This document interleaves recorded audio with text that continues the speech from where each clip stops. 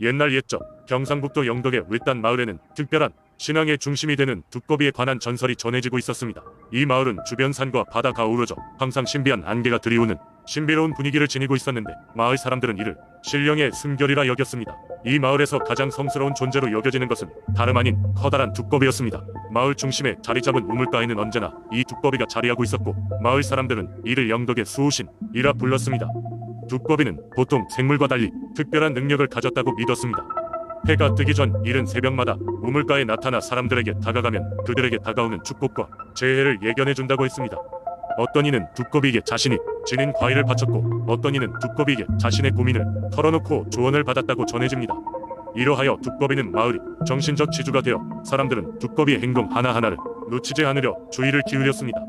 어느 날 마을에 큰 가뭄이 들었습니다.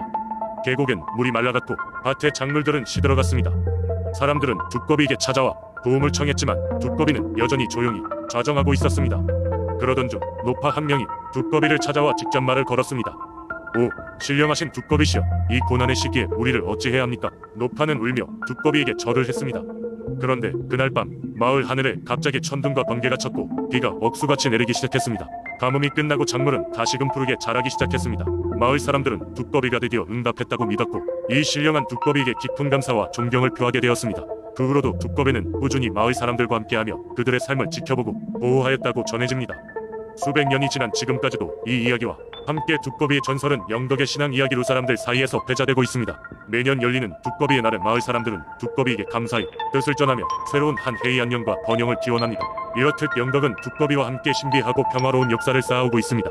두 번째 이야기. 옛날 옛적 양평의 한 작은 마을에는 깊은 믿음을 가진 사람들이 살고 있었다. 이들은 자연의 모든 존재의 신령이 깃들어 있다고 믿었으며, 그 중에서도 마을 서쪽 끝에 있는 커다란 바위는 특히나 신성한 곳으로 여겨졌다. 전해 내려오는 전설에 따르면 이 바위에는 마을의 수호신이 깃들어 있어 마을을 재앙으로부터 지켜주고 있다는 것이었다.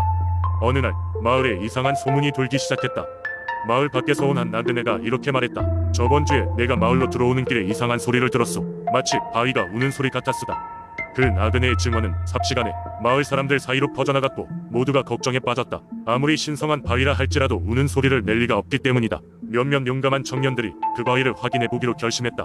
소문이 퍼지고도 며칠이 지나고 한밤중에 청년들은 횃불을 준비해 바위로 향했다. 달빛 아래 도달한 그들은 바위를 유심히 살펴보았지만 이상한 점은 전혀 발견할 수 없었다. 실망한 그들이 돌아서려 할 때 갑자기 바위 주변에서 차가운 바람이 불어왔다. 그 바람 속에서는 분명 도와줘 라는 듯한 음성이 섞여 있었다. 깜짝 놀란 청년들은 발걸음을 돌려 급히 마을로 돌아왔다. 다음날 청년들은 마을 회관에 모여 자신들이 겪은 일을 상세히 설명했다. 마을의 장로인 박 노인은 잠시 생각에 잠기더니 조용히 입을 열었다. 우리가 잊고 있었던 것이로구나. 아주 오래된 이야기지. 이 바위는 그저 신령의 집이 아니라 그 자체가 하나의 생명체란다. 만약 신음을 들었다면 바위가 어떤 고통을 겪고 있다는 증거일 것이야. 장로의 말에 따라 마을 사람들은 즉시 계책을 세우기 시작했다. 우선 바위 주변에 나무를 베어내고 바위 위를 덮은 잡초와 이끼를 모두 제거했다. 날이 밝자마자 모든 마을 주민들이 바위 앞에 모여 정성 어린 기도와 제물을 바치기 시작했다. 며칠간의 노력 끝에 드디어 바위는 다시 경쾌한 기운을 되찾기 시작했고, 밤에는 아름다운 빛을 내뿜기도 했다. 놀랍게도 이후로부터 마을은 더 이상 재난을 겪지 않았다. 이상 기온이나 큰 폭풍도 마을을 비켜갔고 사람들은 수확철마다 풍년을 맞이할 수 있었다.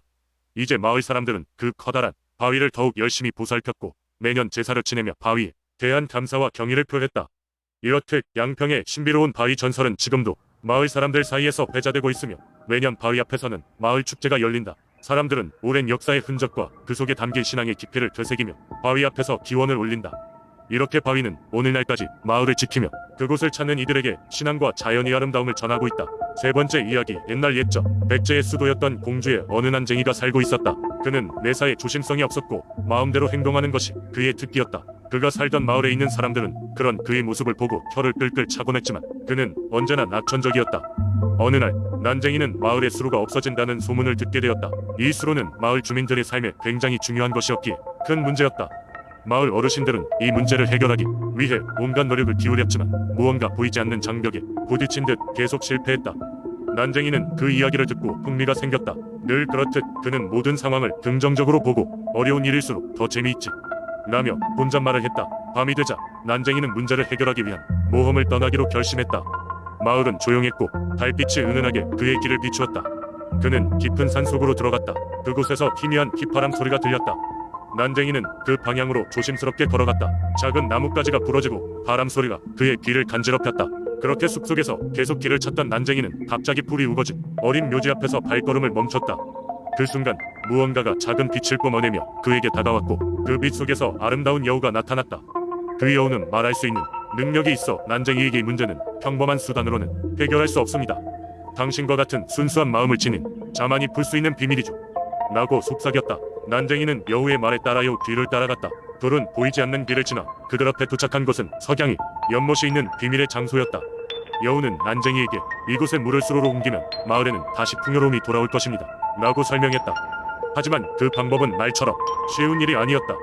여우는 난쟁이에게 그의 순수한 마음과 용기가 그 장소의 신령을 감동시킬 것임을 믿어야 한다고 격려했다. 그리고는 내일 아침까지 이 연못에서 물 한 방울도 땅에 떨어지지 않게 옮길 수 있는 방법이 필요합니다. 그것이 바로 당신의 숙제입니다. 라고 말했다. 난쟁이는 방법을 고민하며 밤새 고민했다. 그리고 마침내 그는 자신이 소중히 간직해온 작은 물병을 꺼냈다. 그는 그 물병에 연못의 물을 담고 마을 수로로 옮기기 시작했다. 쉬운 일이 아님에도 불구하고 그의 마음속에선 말 못할 평화로움과 용기가 샘솟았다. 그렇게 다음날 아침 마을 사람들은 신기한 광경을 보았다. 끊어졌던 수로에 물이 다시 흐르기 시작한 것이었다. 이 기적이 기쁘면서도 무척 궁금했던 사람들은 모두 가슴을 쓸어내렸다. 하지만 마을 사람들은 그 사실을 믿을 수 없었다.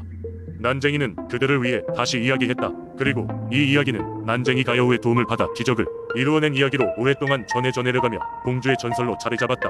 여우와 난쟁이의 기적에 밤은 베이지 않게 마을 주민들 가슴속에 길이 남은 이야기였다. 지금도 공주의 사람들은 그 이야기를 기억하며 감사의 마음으로 수로의 물을 아껴 쓰고는 한다. 네 번째 이야기.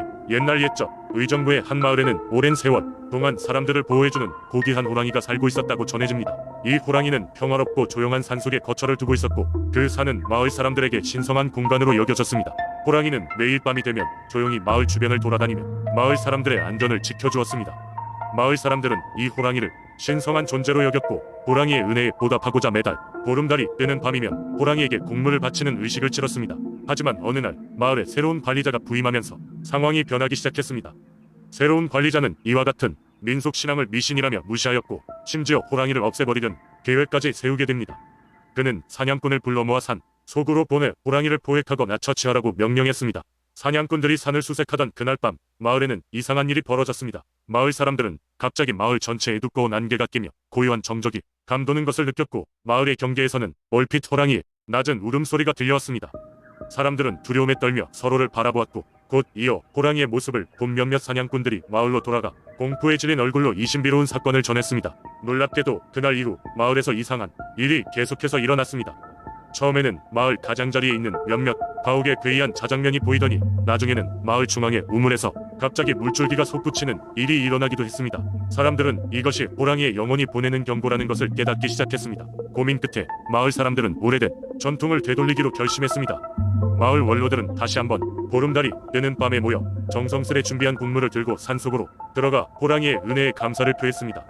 이후로는 호랑이가 다시금 사람들을 보호하고 있다는 믿음이 마을 전체에 퍼졌습니다. 마을 사람들은 이 이야기를 후손들에게 전하며 호랑이가 그들을 보호해주고 있다는 믿음을 지켜나갔습니다. 호랑이를 신성한 존재로 여기는 이 전통은 지금까지도 이어져 내려오고 있으며 그때마다 사람들은 서로를 아끼고 존중하는 마음으로 마을의 평화를 기원합니다. 이처럼 의정부의 신비로운 호랑이 전설은 단순한 이야기를 넘어서 마을의 정체성과 연대의 상징으로 자리 잡게 되었습니다.